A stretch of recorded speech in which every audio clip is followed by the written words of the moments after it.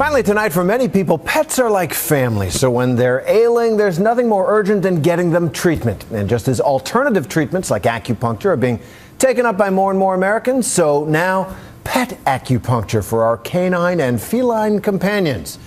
But does it work? ABC's Juju Chang went looking for answers. From bearded dragons to pot-bellied pigs, man's best friend comes in all sorts of shapes and sizes.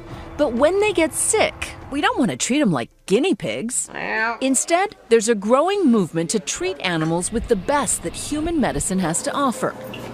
Like physical therapy, hydrotherapy, chemotherapy, and yes, even alternative therapy. They have a water fountain flowing as well, so we try to make things as relaxed for them as possible.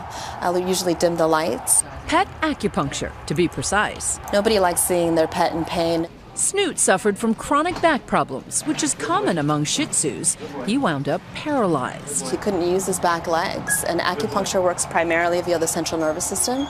So there really isn't an equivalent conventional medicine to stimulate the nerves that have been damaged in the way that acupuncture can. 3 million humans in the U.S. use this ancient Chinese therapy for everything from debilitating pain to quitting smoking. But at Animal Medical Center in New York, they're using it extensively for cases like Snoot's. 3 treatments a week cost $100 a shot. You make sacrifices for things that you care about, things that you love. We all do it in a different way.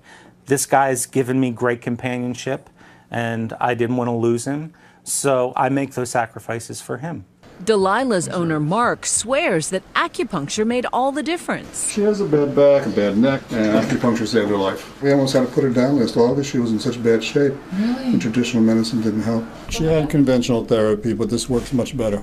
While animals can't tell if the treatments work or not, It's okay. It's all right. these owners say their pets' actions speak louder than words. I know it was acupuncture because the other stuff didn't work. Yeah. After these treatments, she was like a little puppy again. Well, it's not for everybody, but you know, the proof is in the pudding. You know, if you do it and it works, it works. You know, you can't really fool a dog. You know, people say, oh, it's just a placebo, but it's a dog. The dog doesn't know whether or not it's a placebo. They just feel better or they don't feel better. But there's a lot of skepticism, too.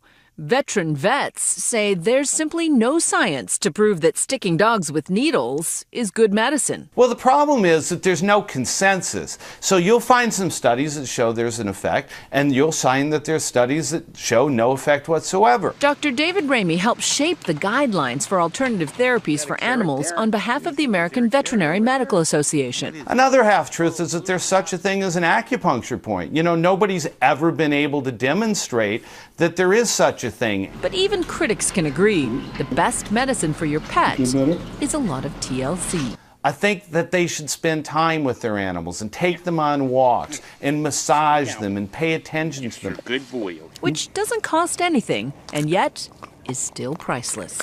For Nightline, I'm Juju Chang in New York.